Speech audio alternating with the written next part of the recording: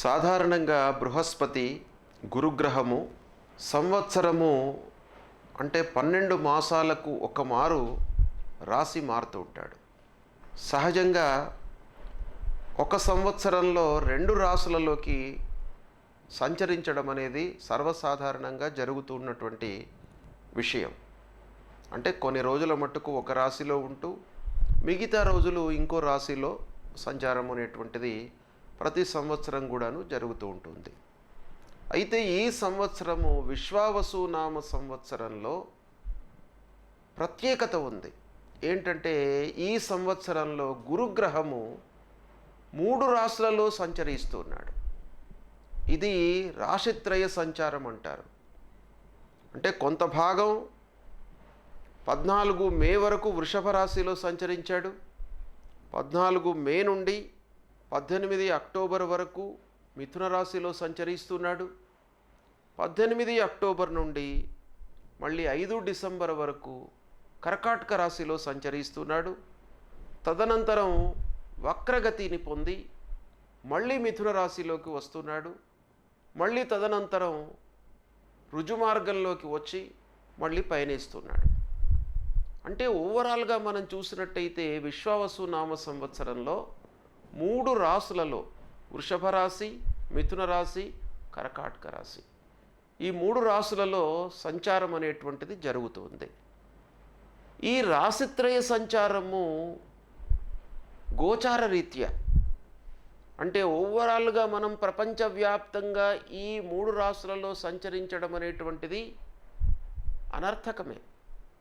అంటే అనూహ్యమైనటువంటి పరిణామాలు ప్రపంచవ్యాప్తంగా సంభవించే అవకాశాలు చాలా ఉంటాయి. 100కి 100% ఉంటాయి. కనుక ఈ సంవత్సరంలో ఈ రాశిత్రయ సంచారం మూలకంగా 3 రాశులలో సంచరించడం మూలకంగా దేశవ్యాప్తంగా, రాష్ట్రవ్యాప్తంగా, ప్రపంచవ్యాప్తంగా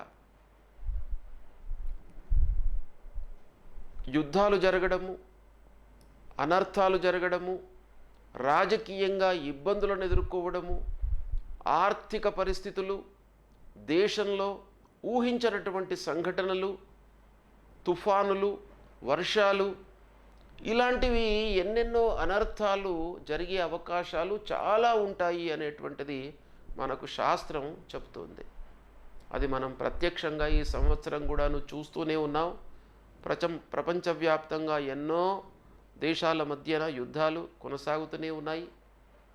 గ్రహణాలు, వాటి మూలకంగా సంభవించేటువంటి అనర్థాలు ఇవన్నీ ఉన్నాయి. కాబట్టి ప్రత్యేకంగా 18 అక్టోబర్ నుండి 5 డిసెంబర్ వరకు కర్కాటక రాశిలో ప్రవేశిస్తున్నాడు బృహస్పతి. అయితే సరే, మనం ప్రపంచవ్యాప్తంగా జరిగేటువంటి విషయం చెప్పాను. ఇప్పుడు వ్యక్తిగతంగా పర్సనల్గా మనకు ఈ గ్రహస్థితి 18 అక్టోబర్ నుండి 5 డిసెంబర్ వరకు కర్కాటక రాశిలో సంచరిస్తున్నాడు గనుక ఈ కర్కాటక రాశిలో సంచారం అనేటువంటిది 12 రాశులలో జన్మించినటువంటి వారికి ఎలా ఉంటుంది అనేటువంటి విషయాన్ని విశ్లేషించి మీకు రాశి వారీగా చెప్తాను.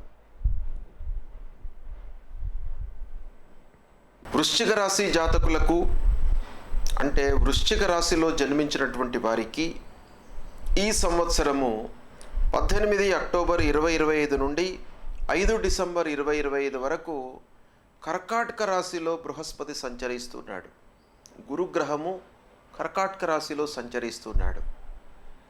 ఈ సంచారము 9వ స్థానం అవుతుంది వృశ్చిక రాశి జాతకులకు. అంటే 9వ స్థానము 9వ స్థానంలో సంచరిస్తున్నాడన్నమాట. 9వ స్థానంలో సంచరించడము చాలా శుభప్రదమైనటువంటి సంచారము. అంతేకాకుండా ఉచ్చస్థానంలో సంచరిస్తున్నాడు, స్వనక్షత్రంలో సంచరిస్తున్నాడు. వృశ్చిక రాశి వారికి పంచమాధిపతి అవుతున్నాడు.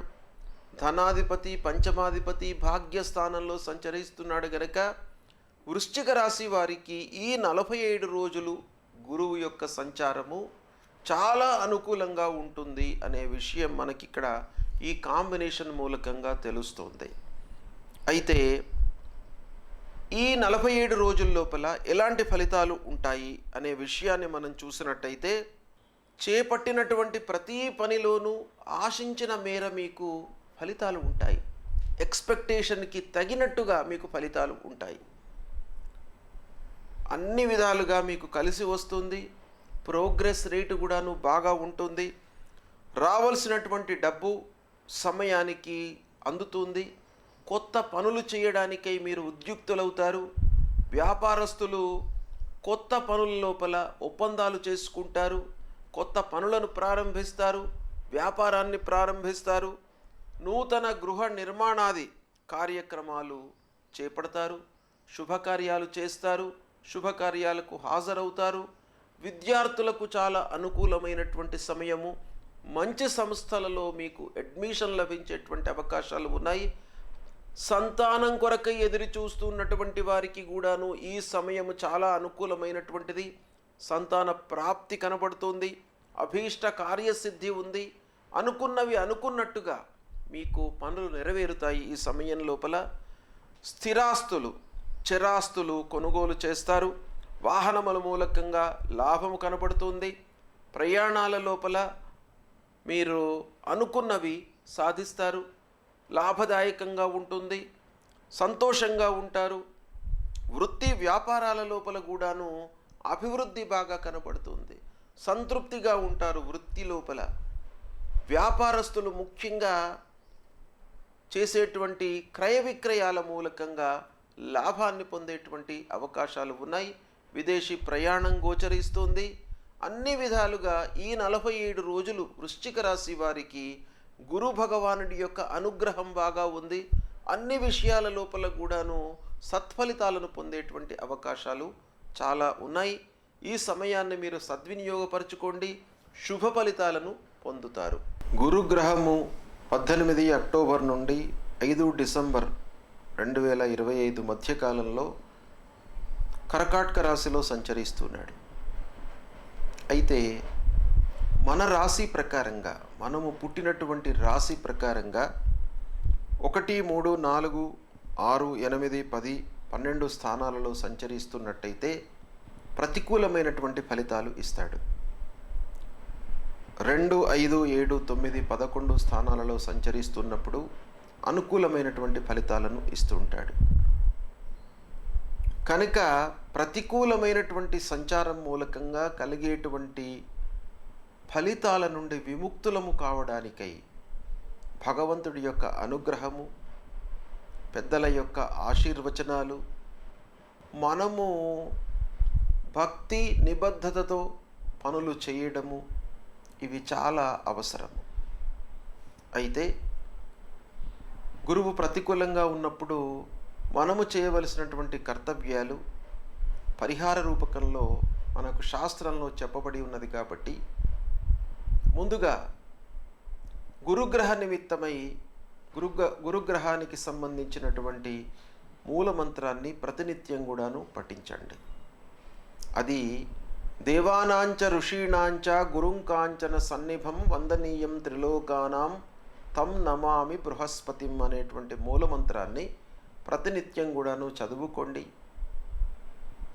అంతేకాకుండా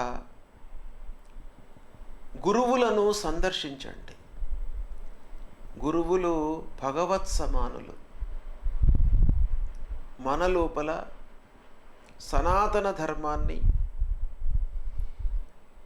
భక్తితో నిలపడానికై వాళ్ళు అవతార పురుషులుగా మన శాస్త్రాలు చెబుతున్నాయి. కాబట్టి సద్గురువులను సందర్శించుకోండి.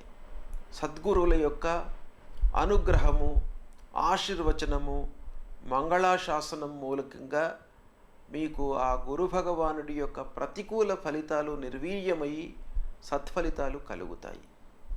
అంతేకాకుండా ప్రథమ గురువులు తల్లిదండ్రులను పూజించండి. తల్లిదండ్రులకు సపర్యలు చేయండి. నిత్యము కూడాను వాళ్లకు కావలసినటువంటి ఉపాయాలను, వాళ్లకు కావలసినటువంటి పనులను చేసి పెట్టండి. తద్వారా తల్లిదండ్రుల యొక్క అనుగ్రహము, వాళ్ళ యొక్క ఆశీర్వచనం మీకు లభిస్తుంది. తల్లిదండ్రులను సేవించడము, సద్గురువులను సందర్శించడము, క్షేత్రాలను సందర్శించడము, స్వయంభూగా వెలిసినటువంటి ఆ భగవంతుణ్ణి సందర్శించడము, తీర్థయాత్రలు చేయడము, వీటి మూలకంగా మీకు ఆ గురు భగవానుడి యొక్క అనుగ్రహము లభిస్తుంది. ఇవి చేయండి, తప్పకుండా మీకు మంచి ఫలితాలు కలుగుతాయి. అంతేకాకుండా గురు చరిత్ర పారాయణం చేసుకోండి. గురు చరిత్ర పారాయణం చేయడం మూలకంగా మీ లోపల భగవంతుడి యొక్క అనుగ్రహము పొంది మీరు భయభ్రాంతుల నుండి విముక్తులవుతారు. ఈ విధంగా మీరు చేయండి. పరిహారాలను చేయడం మూలకంగా మీకు సత్ఫలితాలు కలుగుతాయి. శుభం.